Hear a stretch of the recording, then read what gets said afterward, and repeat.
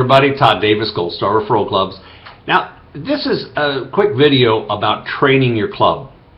As you get members, you're going to want to assign duties, and you're going to want to talk to people about them being able to handle the duties that you want to assign to them. Business coach is one, table host, high priority for me. I don't want to be responsible for carrying that box around. I carry a spare, but I want them to be responsible and take part in the leadership of the club.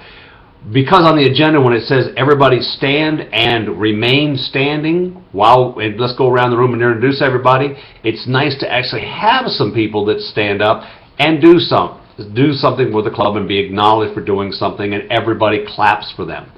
But one of the parts I want to touch on is that even with a small club, we touched on it last video, it's important that you, follow the agenda. 100% of the time you follow the agenda. With the exception of during training, you're going to be using the 10-minute time as a training time for the club. Very important. And I am going to say to you that when you do start 10-minute presentations, you get 6, 8, 10 people, you're going to start your 10-minute presentations. And that's fine. I like to have the rosterman, or if you're going to be the rosterman and actually assign duties, leave one of those opening presentations, leave one opening for you to do a Gold Star presentation at least once a month.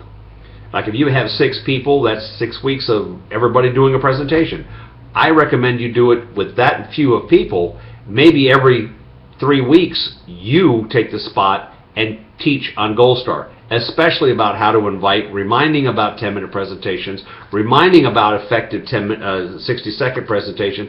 And something that you could add on that I encourage my club to do is to go back and review their profiles online at goldstarclubs.com.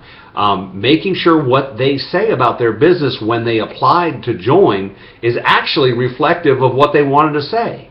You'd be surprised at how many times I go to people's profile. There's no picture, there's no website link, there's no logo, and there's nothing in the comments about what they do.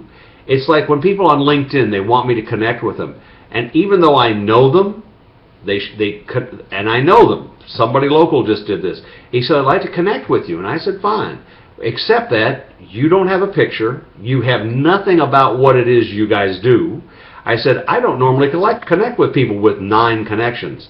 I don't normally connect with people that are that few and that far from being engaged with LinkedIn to accept them as part of my circle. I like to know the people that I'm actually engaged with on LinkedIn. I like to know them because I like to be able to reach out and actually have a communication and have it be something that's effective not only for me, for the information I'm seeking, or anyway, and I want it effective for them too, because if they need something, I want to be there for them. Okay, but as you go, it's very important that you understand that with a small club, you're going to want to have them, again, we talked about it before, stand up when they do their 60-second presentation. You want them to clap when the appropriate time is to clap. Like when you say, welcome to the club, everybody claps. When the business coach sits down and does the business tip, everybody claps. When they do their 60-second presentations, you want them to clap at the end of that. It drives the enthusiasm. You're going to say, but Todd, we're only 3 people. And I'll say, but hey, it drives the enthusiasm. That's important. They know that you care about them. They will care about you. Have them clap. When the 10-minute training is over, you can say, as I have often said, yay, I can sit down now because that's your training for the day. And I sit down and I kind of make a little joke about it, and they all clap and laugh, and that's good. That's what I want them to do. I want them to stay engaged during my training. So I kind of try to make it fun. But keeping them engaged is one thing.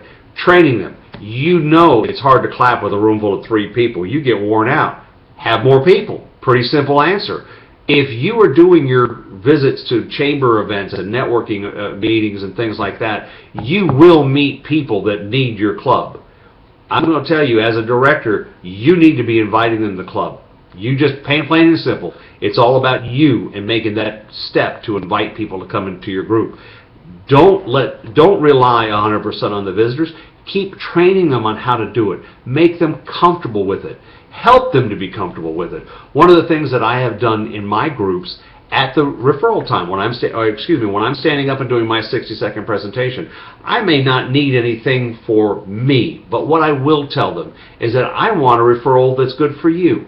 If you've invited somebody to come to this group that hasn't come and they said they would be here, that's a name and a phone number I would need, because I'll make a phone call and I'll invite them on your behalf. Now, let's talk about that, because I'm volunteering to take a name and a number from them. Is it a real referral? No, it's not really a referral. But I will probably get the person to come to the meeting. I'm very, very successful with it on the phone, because, hey, John, I'm calling. Sally gave me your name and number, and listen, she told me that she invited you to that business networking group that she belongs to. Hey, listen, I may not even say belongs to, sorry. I may say that business networking group that meets on Wednesday for lunch. Hey, listen, she tells me that you do this. Is that right? And I'll ask them some questions. Hey, how long have you been doing that? Wow. You know, our group could really use somebody like you. Would you like to come and visit next week? I really would appreciate it. I know Sally would too. Simple, short, sweet, bada boom, bada bing. They're either in or they're out. If they say maybe, salespeople will tell you a maybe is a no. I'll tell you that a maybe is a no. Unless they commit to it. When they commit to it, I'll shoot Sally a quick note, email, or maybe even call her and say, Sally, I talked to Steve and he wants to come to the group next week. Now, Sally, I made the connection. He agreed to come to the group. I need you to call the day before the meeting and remind him that he's going to be there, and tell him that I'm looking forward to meeting him. That's pretty easy to do, because I am. I want to meet anybody that wants to join a Gold Star Club, because I know it will bring business to the group, and I know it will bring business to them. So that's a little bit of a run-on, but guys, thanks for watching. I'll see you next time.